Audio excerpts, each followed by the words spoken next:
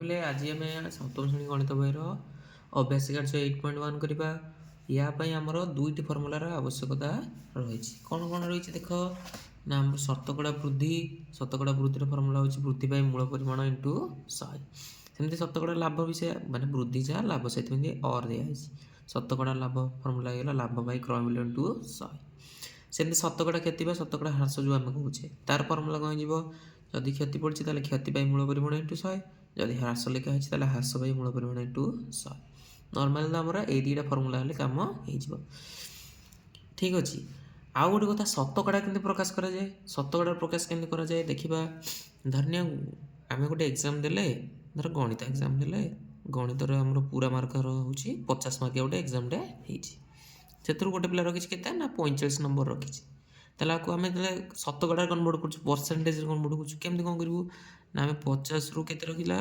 45 ठीक अच्छे आम तो नॉर्मली ना आम धरनीय आम जो दशम बोर्ड परीक्षा एग्जाम दूचु 600 मार्क एग्जाम हो धरनीय गोटे पिला 400 मार्क पिला कौचार केते परसेंट मार्क रखिलु तो आम कौन कर जी मार्क रखिलु विभक्त टोटाल मार्क इंटू 100 कर दूचु ठीक अच्छे एमती परसेंटेज काटुँ परसेंट काटिदेवा जोड़सन जोड़सन कटिगला दूर काटिले 2 3 की दूर काटिले 50 हाँ 4 5 के 20 माने 200 बाई 3 ठीक अच्छे पुणी कटाकटी करके जी परसेंट बाहर हाँ 3 3 की 300 को 18 ही 300 को 18 पुणी 300 को 18 66 पॉइंट समथिंग आसूला ये परसेंटेज कन्वर्ट कले एमती हो सेमती कौन कला ना ये कहला 50 आम रखीचु 45 ठीक अच्छे तो नॉर्मली आम कौन करवा ना 45 बाई 50 इंटू 100 करके काम कर दूँ ठीक अच्छे कटाकटी कर दूँ 50 दुगुणे होगा 100 45 दुगुणे 90 ताल 90% होगा ताल गणित जब 50 मार्क एग्जाम है जो 45 रखला ताल परसेंटेज कन्वर्ट कले 90% हो धारा अनुसार कले केमती हम धारा अनुसार देख गोटे पिला रखी 50 रु 45 ताल 1 रु के रखी 1 रु रखी समान हो ए संख्या तलू ए संख्याटा जाकि हर सेकेंड संख्या तलू जाकि प्रथम संख्याटा ठीक अच्छे ताल 45 बाई 50 हो 100 रु के 100 रु कथा एक कथा मैंने हराला 100 कथा मैंने कौन गुणा हम ठीक अच्छे 45 बाई 50 गुणन 100 तो देख 50 दुगुणे 100 45 दुगुणे 90 देख 90% बाहर ये भी 90% बाहर ये भी 90% ये डायरेक्ट आम पकई देचु जी मार्क रखला विभक्त मूल टोटाल मार्कटा इंटू 100% बाहर यहाँ धारा अनुसार ठीक अच्छे ये आमर प्राय यही वेटा आम व्यवहार कर ठीक अच्छे एबे 8.1 चैप्टर करवा देख 1 नंबर देख 1 नंबर कहला कि रहीम 200 डाक टिकेट संग्रह करथिला हासिना अपेक्षा हासिना रहीम अपेक्षा 12% अधिक डाक टिकेट संग्रह करथिला तेबेले हासिना संग्रह करथो डाक टिकेट संख्या केते से कौन कहला ना रहीम पाखरे थी डाक टिकेट संख्या देख 1 नंबर धारा अनुसार करवा ठीक अच्छे रहीम पाखरे थिबा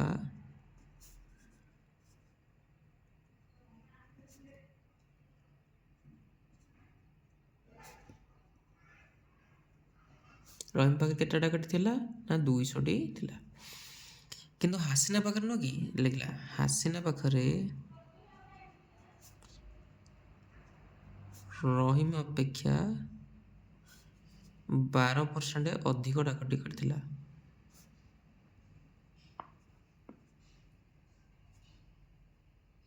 ठीक अच्छे नॉर्मल धरनीय जनक पाखे 200 अच्छी जो कहते ताठू 12टा अधिक 200 12टा आम कही कि कहला 12% अधिक अच्छे से परसेंट केतेटा आम काढ़ा पड़ो ठीक है रहीम पाखे 200टा रहा हासिना ताठू 12% अधिक रही से परसेंट केतेटा काढ़ले ही मिसेदेला आम हासिनार डाक टिकट संख्या जापर ताल प्रश्न अनुसार आम कौन काढ़ा पड़ो ना 200 12% काढ़ा पड़ो ठीक अच्छे ताल 200 अर्थ कौन गुणन 12% माने 12 बाई 100 ठीक अच्छे 100 दुगुणे होगा 200 12 दुगुणे 24 ताल 24टा बुझिपार जो 12% अधिक था से 12% एक्चुअली केतेटा 24टा ताल ए जापर लिखिदेवा हासिना पाखे थिबा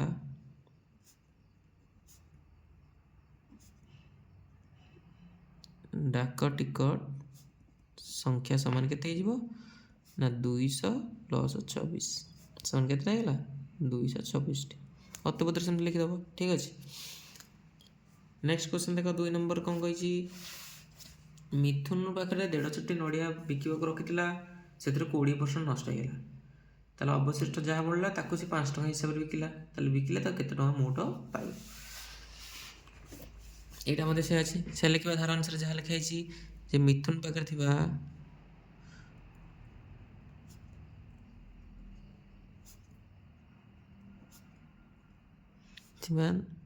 କ'ଣ ନଡ଼ିଆ ସଂଖ୍ୟା ସମାନ 150ଟି। ଠିକ୍ ଅଛି। ନଷ୍ଟ ହେଇଗଲା କେତେଟା?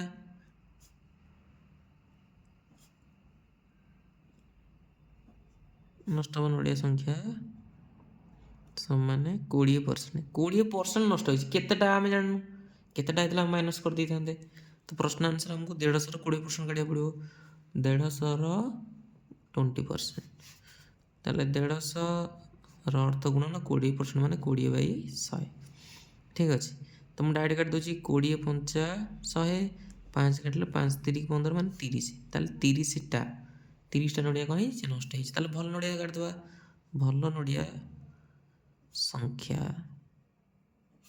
ସେମାନେ 150 ମାଇନସ୍ ନଷ୍ଟ ହେଇଥିଲା 30ଟା। ତାହେଲେ ଭଲ କେତେ ବଳିଲା? 120ଟା। କେତେ ବଳିଲା? 120ଟା ଭଲ ନଡ଼ିଆ। ତାପରେ ସେ କହିଲେ ଯେ 1ଟି ନଡ଼ିଆକୁ 1ଟି ନଡ଼ିଆର ଦାମ ବିକ୍ରି କଲା ମାନେ 5 ଟଙ୍କା ହିସାବରେ ହେଲା। 5 ଟଙ୍କା ହିସାବରେ 120ଟି ନଡ଼ିଆର ଦାମ ହେବ। ନଡ଼ିଆର 120ଟି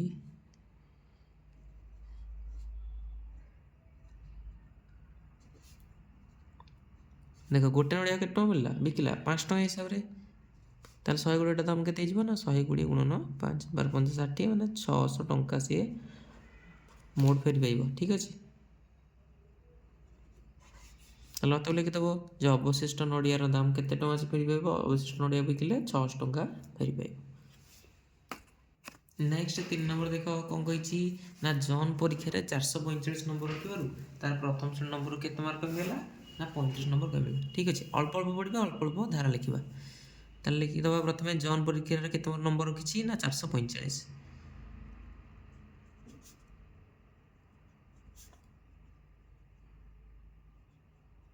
ଜନ୍ ପରୀକ୍ଷାରେ ରଖିଥିବା ମାର୍କ ସମାନ ହେଇଗଲା କେତେ ନା 445 ମାର୍କ।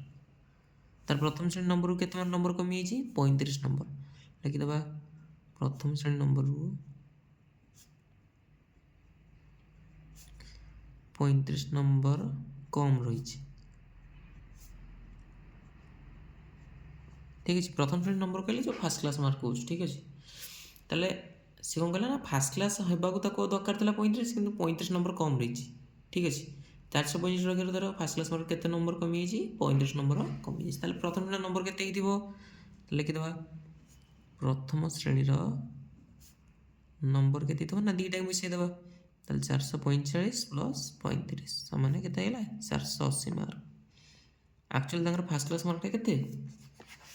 ତାଙ୍କର ଆକ୍ଚୁଆଲି ଫାର୍ଷ୍ଟ କ୍ଲାସ୍ ମାର୍କଟା କେତେ ନା 480 ମାର୍କ, କିନ୍ତୁ ସିଏ 445 ରଖିଥିଲା, ସେଥିପାଇଁ ତାର 35 ନମ୍ବର କମିଯାଇଥିଲା। ତାମାନେ ପ୍ରଥମ ଶ୍ରେଣୀ ନମ୍ବର କାଢ଼ିବା ପାଇଁ କ'ଣ କଲେ ନା 2ଟାକୁ ମିଶାଇ ଦେଲେ, 480 ବାହାର କଲେ। ନେକ୍ସଟ କହିଲା କି ଯଦି ପ୍ରଥମ ଶ୍ରେଣୀରେ ପାସ୍ ହେବା ଲାଗି ଅତି କମ୍ରେ 60% ନମ୍ବର ଆବଶ୍ୟକ, ତେବେ ତାହେଲେ ମୋଟ କେତେ ନମ୍ବର ଲାଗି ଏକ୍ଜାମ୍ ହେଇଥିଲା, ପରୀକ୍ଷା ହେଇଥିଲା? ସେ କହୁଛି ଯେ ଏଠି ଆମେ ଫାର୍ଷ୍ଟ କ୍ଲାସ୍ ମାର୍କ କାଢ଼ିଦେଲୁ 480, ପୁଣି ଆଉ ଥରେ କହୁଛି ଯେ ଅତି କମ୍ରେ 60% ରଖିବା ଦରକାର ଫାର୍ଷ୍ଟ କ୍ଲାସ୍ ହେବାକୁ। ତାହେଲେ ଏଥିରୁ ଆମେ କ'ଣ ବୁଝୁଛୁ ନା 480 ମାର୍କ ଯେତିକି 60% ସେତିକି। ବୁଝ ନା ନାହିଁ? ତାହେଲେ ପ୍ରଶ୍ନ ଅନୁସାରେ ପ୍ରଶ୍ନ ପଢ଼ିକି ଆମେ ଜାଣିଲୁ ଯେ 60% ସମାନ କେତେ ହେଇଯିବ ନା 480 ମାର୍କ। 1% ସମାନ କେତେ ହେଇଯିବ? 1ଟା ହଟିଲା ମାନେ କ'ଣ ହେବ ନା ହରା ହେବ। 480/60 ମାର୍କ ହେଇଯିବ। 100% କାହିଁକି 100% କାଟୁଛୁ ନା ପରୀକ୍ଷାର 100% ମାର୍କର ଆମର ଆବଶ୍ୟକତା ଅଛି। ଟୋଟାଲ୍ ମାର୍କ କେତେ ଲାଗି ଏକ୍ଜାମ୍ ହେଇଛି? ତାହେଲେ 480/60 ଗୁଣନ 100। ଗୋଟେ କୋଶ୍ଚିନ୍ କଟିଗଲା 6 ନା 48, 8 × 100 ହେଇଗଲା 800। ଠିକ୍ ଅଛି। ତାହେଲେ ଅତଏବ ମୋଟ କେତେ ମାର୍କ ଲାଗି ଏକ୍ଜାମ୍ ହେଇଥିଲା? 800 ମାର୍କ ଲାଗି ଏକ୍ଜାମ୍ ହେଇଥିଲା। ଠିକ୍ ଅଛି।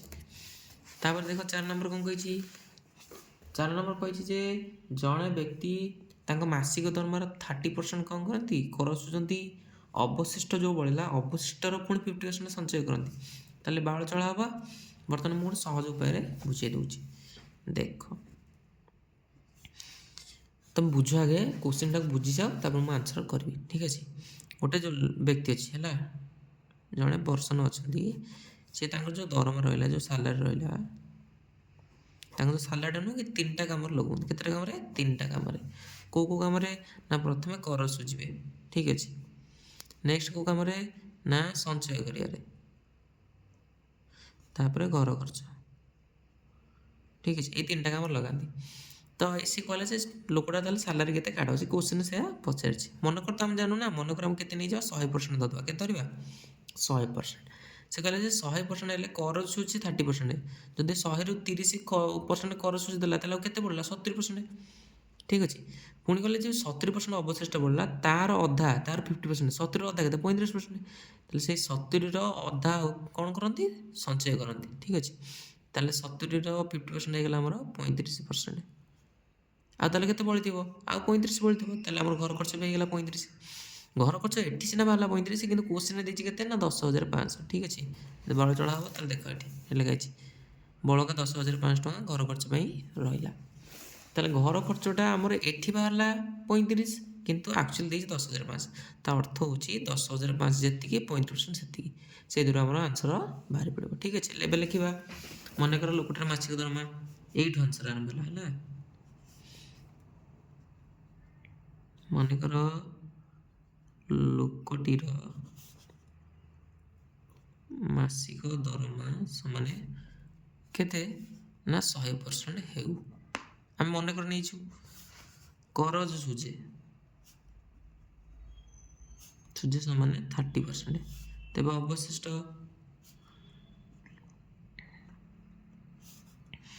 100% ମାଇନସ୍ 30% କେତେ ପଡ଼ିଲା? 70%।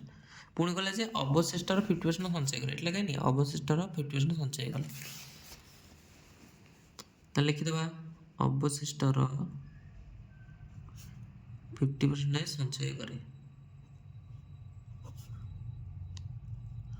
ତେବେ ସଞ୍ଚୟ ଡାଇରେକ୍ଟ ଲେଖିଦେବା। ଆମେ ତ ଡାଇରେକ୍ଟ ଜାଣିଛୁ ଆଉ। ସଞ୍ଚୟ ସମାନ ହେଇଯିବ କେତେ? ନା 70% 50% କେତେ ହେଇଯିବ? 35%। ତ ଡାଇରେକ୍ଟ ଲିଖିଦେବା 35%। ଠିକ୍ ଅଛି। ତାହେଲେ ଘର ଖର୍ଚ୍ଚ ଅଟୋମେଟିକଲି ଆଉ 35% ବଳିଯିବ, କାରଣ 70ର ଅଧା ଯେହେତୁ ସଞ୍ଚୟ ପଡ଼ିଲା, ତାହେଲେ 70ରୁ ଆମେ ଯଦି 35 ମାଇନସ୍ କରିଦେବା, ଆମର ଆଉ 35% ବାହାରି ପଡ଼ିବ, ଯେଉଁଟାକି ଘର ଖର୍ଚ୍ଚ। କିନ୍ତୁ ପ୍ରଶ୍ନ ଅନୁସାରେ ଘର ଖର୍ଚ୍ଚ ଦେଇଛି 10,500, କିନ୍ତୁ ଲେଖିଦେବା ପ୍ରଶ୍ନ ଅନୁସାରେ ଘର ଖର୍ଚ୍ଚ ସମାନେ 10,500। ପୁନଶ୍ଚ ପ୍ରଶ୍ନ ଅନୁସାରେ ଆମେ ଜାଣିଲୁ ଯେ 10,500 ଯେତିକି, 35% ସେତିକି। ବୁଝୁଛୁ ନା?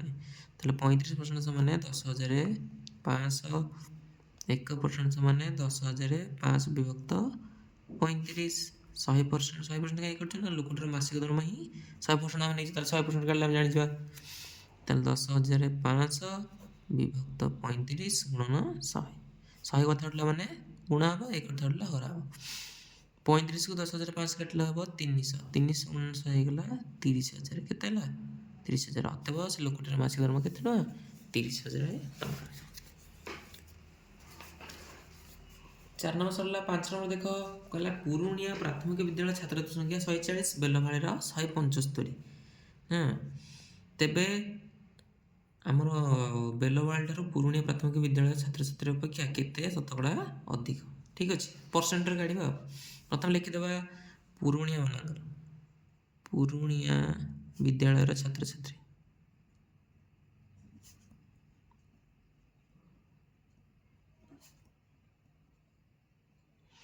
ପୁରୁଣିଆ ବାଲାଙ୍କର ହେଉଛି ଆମର 140 ଜଣ ଛାତ୍ରଛାତ୍ରୀ ମିଶିକି। ଠିକ୍ ଅଛି। ବେଲବାଳିରେ ଦେଖିବା, ବାଳି ବିଦ୍ୟାଳୟ ଛାତ୍ରଛାତ୍ରୀ ସଂଖ୍ୟା ସମାନ କେତେ? ନା 175। ଠିକ୍ ଅଛି। ନର୍ମାଲ ପାର୍ଥକ୍ୟ କେତେ ହେବ ଦେଖିଦେବା। ଡିଫରେନ୍ସ କେତେ ରହୁଛି? ବଡ଼ରୁ ସାନ ମାଇନସ୍ କରିଦିଅ। 175 ମାଇନସ୍ 140 କେତେ ହେଲା? 5, 35 ଜଣ। କେତେ ଜଣ ହେଉଛି? 35 ଜଣ ହେଉଛି ନା? ତାହେଲେ ସେ ନର୍ମାଲ ଦେଖିଲୁ ଆମର 35 ଜଣ କମ୍ ଅଛି, କିନ୍ତୁ ଶତକଡ଼ା କେତେ? ୟାଠାରୁ ତ 175ରୁ ବେଲଭାଳି ଠାରୁ ପୁରୁଣିଆ ବାଲାଙ୍କର 35 ଜଣ କମ୍। ପୁରୁଣିଆଠୁ ବେଲମାଳିଙ୍କର 35 ଜଣ ଅଧିକ। ସେ ଯେଉଁ 35 ଜଣ ଅଧିକ ନୁହଁ କି ସେଇଟାକୁ ଆମେ ଶତକଡ଼ାରେ କନଭର୍ଟ କରିବା। ଠିକ୍ ଅଛି, ଏଠି ଗୋଟେ ଟେକ୍ନିକ୍ ମୁଁ ତୁମକୁ କହୁଛି, ଯେହେତୁ ଶତକଡ଼ା ଅଧିକ ପଚାରିଛି, କ'ଣ ପଚାରିଛି? ଶତକଡ଼ା ଅଧିକ କଡ଼ା, ତାହେଲେ କମ୍ ସଂଖ୍ୟାଟା ନେବା। କମ୍ ସଂଖ୍ୟା ବୋଲି ଏ ଦୁଇଟା ଭିତରୁ ଛୋଟ କି ଏଇଟା ଛୋଟ, ତାହେଲେ ସେଇଥିରୁ ହିଁ ଅଧିକ ହେବ ନା। ଆଉ କ'ଣ ଅଧିକରୁ ଅଧିକ ହେଇଯିବ କି? ନା।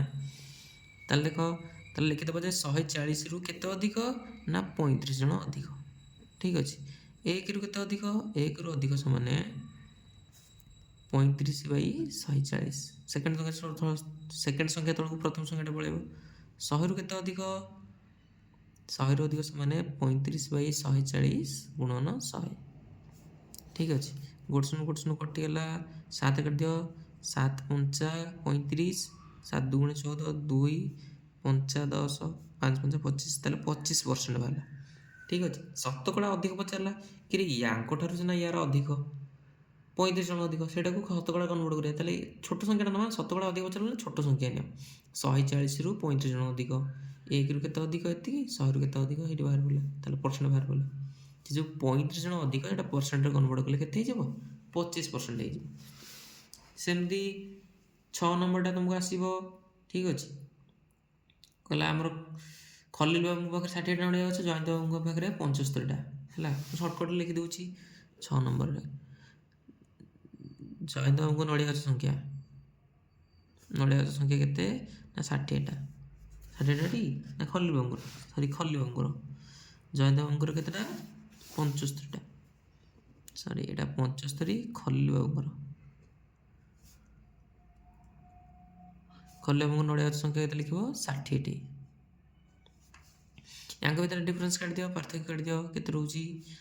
75 ମାଇନସ୍ 60 ସମାନ ରହିବ 15ଟା। ଠିକ୍ ଅଛି, ତାହେଲେ ଦେଖ ସେମିତି 6 ନମ୍ବର କ'ଣ ପଚାରିଲା? ଯେ ଆମର କୋଶ୍ଚିନ୍ ପଢ଼ିବା କିଛି ଆବଶ୍ୟକ ନାହିଁ, ସିଧା ଲାଷ୍ଟକୁ ପଳାଅ। କେତେ କମ୍? ଶତକଡ଼ା କେତେ କମ୍? ତାହେଲେ କମ୍ ପଚାରିଲା ମାନେ କେଉଁଟା ନେବା? ଅଧିକ ସଂଖ୍ୟା ନେବା। କମ୍ ପଚାରିଲା ଅଧିକ ସଂଖ୍ୟା ନେବା, ଏଇଟା। ଆରେ 75ଟାରୁ 15ଟା କମ୍, ଆଉ 60ଟାରୁ କମ୍ କି? ନା। ତାହେଲେ ଲେଖିଦେବା ଯେ 75ରୁ 15ଟି କମ୍। 1ରୁ କମ୍ ସମାନେ 15/75, 100ରୁ କମ୍ ସମାନେ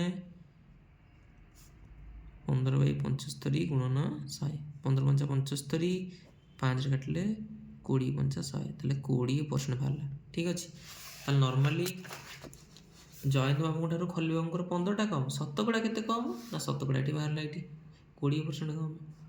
6 ନମ୍ବର ଦେଖ, କ'ଣ ପଚାରିଛି? ନା ଶତକଡ଼ା କେତେ ଅଧିକ? ସିଧାସଳଖ ଶତକଡ଼ା କେତେ ଅଧିକ? ତାହେଲେ 60ରୁ ଅଧିକ ହେବ ନା, ଆଉ କ'ଣ 75ରୁ ଅଧିକ ହେଇଯିବ କି? ତାହେଲେ କମ୍ ସଂଖ୍ୟା ନା, ଶତକଡ଼ା ଅଧିକ ପଚାରିଲ ମାନେ ଛୋଟ ସଂଖ୍ୟା ନିଅ। ତାହେଲେ 60ରୁ କେତେ ଅଧିକ? 15ଟି ଅଧିକ। 1ରୁ ଅଧିକ ସମାନେ 15/60, 100ରୁ ଅଧିକ ସମାନେ 15/60 ଗୁଣନ 100। 15 ଚଉ 60, 4 କାଟିଲେ ହେଇଗଲା 25, ତାହେଲେ 25%। ନେକ୍ସଟ କହିଲା କି ଉଭୟ ଉତ୍ତର ସମାନ ହେଲା କି? ଯଦି ନା, ତାହେଲେ କାହିଁକି ସେମାନେ ସମାନ ହେଲାନି? ଏ ଯେଉଁ କ ଖର ଆମେ ଯେଉଁ ପରସେଣ୍ଟେଜ କାଢ଼ିଲୁ, ହେଲା, ଗୋଟେଠି 20% ବାହାରିଲା, ଗୋଟେଠି 25% ବାହାରିଲା। ତାହେଲେ ଏ ଦୁଇଟା ଏକା ସମାନ କାହିଁ ହେଲାନି? ନା ସେମାନଙ୍କର ମୂଳ ସମାନ ନାହିଁ। କ'ଣ ସମାନ ନାହିଁ? ଏ ଯେଉଁ ନଡ଼ିଆ ଗଛ ସଂଖ୍ୟା କ'ଣ ହେଇଛି? ସମାନ ନାହିଁ। ସେଥିପାଇଁ ୟାଙ୍କର ଉତ୍ତର କ'ଣ ସମାନ ହେଲାନି। ତାହେଲେ ଅନୁଶୀଳନ ଶେଷ।